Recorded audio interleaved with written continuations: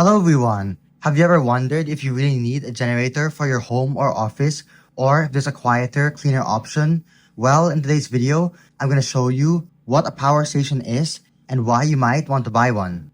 This is a Lotus 350 watt portable power station, and the way that this works is it stores energy in a lithium battery, so it's rechargeable, kind of like a large power bank, meaning it can power your devices without gasoline or loud noises, and it's safer and more eco-friendly for indoor use. So you won't have all of those random fumes and like chemicals that you get from running a gas generator.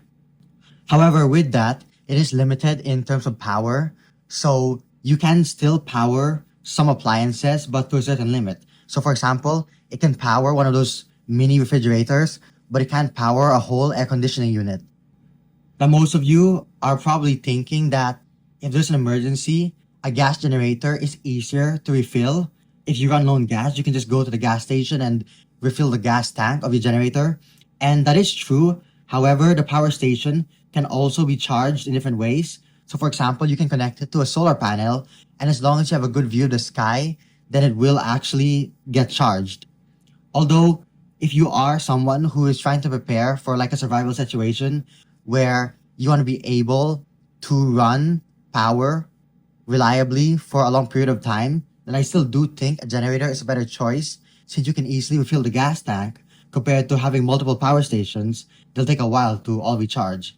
I think this is great for personal use. So if you're at home or at your office and you kind of want to protect yourself from power outages so you can still continue working, or maybe if you want to take it on a family outing, you can kind of plug in your appliances when you have a picnic outside, for example. Now I want to quickly go over the features of my particular power station. This is the Lotus PR350XLi Pro. It has this handle over here. It's quite light and it also folds down. Now we have our on button. We can tap it, and as you'll see, it's 100%. You can also grab a phone and then place it on top, so it will wirelessly charge the phone.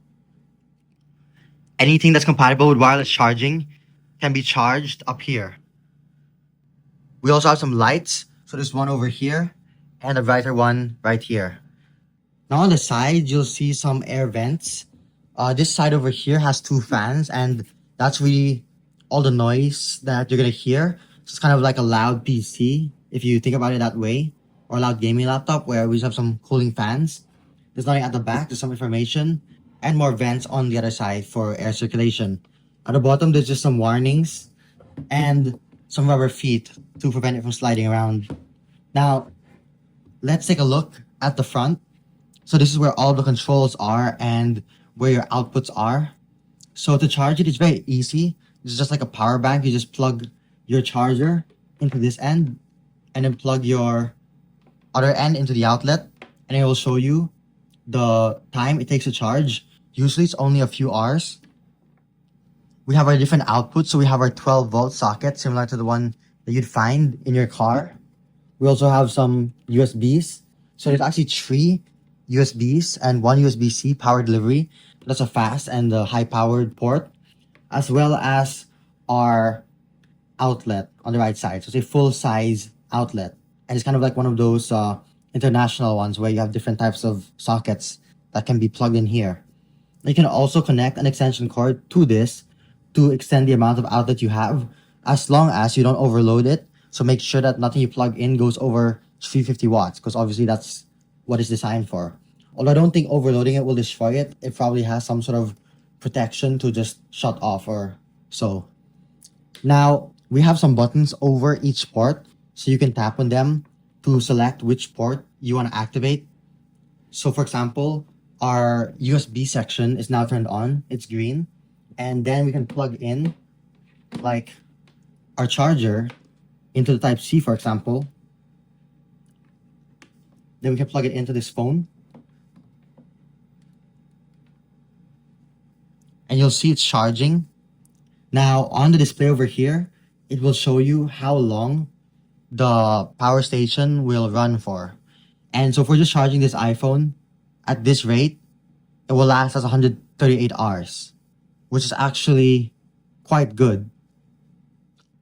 So the amount of hours converts to 5.75 days. That's 138 hours. And That's actually very impressive, although if you think about it, it's just an iPhone, so it's a very low power device. Now, if this were some sort of survival situation, then this would be very useful since you can be charging your phone nonstop for like about a week. So you can contact like emergency services or whatever. This is one type of example. But obviously, if you plug in something else, then the time will kind of vary. The next thing I'm going to test is this lamp over here. It has a light bulb, so I've been using this, so it's quite hot. It says 9 watts. So this is a 9-watt LED bulb. We're just going to return it inside. Doesn't actually really fit my lamp, but that will do. There we go. Now we're going to open up our AC port, our power outlet. This is the only AC port, so I guess this is the one that's like running on an inverter to convert the power into what can be used by the power outlet. So basically all of these two are just DC ports where they get power directly from the battery. And then this one needs to be converted using like an inverter or something from the DC, which is the battery, to AC, which is the type of output that we have in our outlets. So we're going to turn on the AC. And now the lamp is still off. I'm going to switch it on to the first setting. There are multiple like settings, but this one is the brightest. This is like medium, and this is like more dim. This is a different type of like shade. So we're gonna use the white one, which is quite bright. See how bright the light is? That will last 17.2 hours. Pretty good, right? So a lamp like this will last 17.2 hours, which is great for a power outage. Now my use case for this, I usually plug it into my projector as well if there's a power outage, alongside like a fan and a light. That way I'm entertained.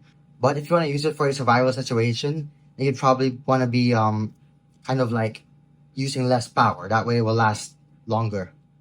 Hopefully you enjoyed watching this video, and I hope that by now you'll already have figured out if you yourself should buy one of these power stations. There are different brands and different models to choose from.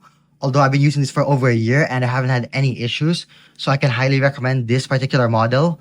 Feel free to leave any question, comment, or suggestion down below. Please like and subscribe for more and help support the channel. So, thanks for watching.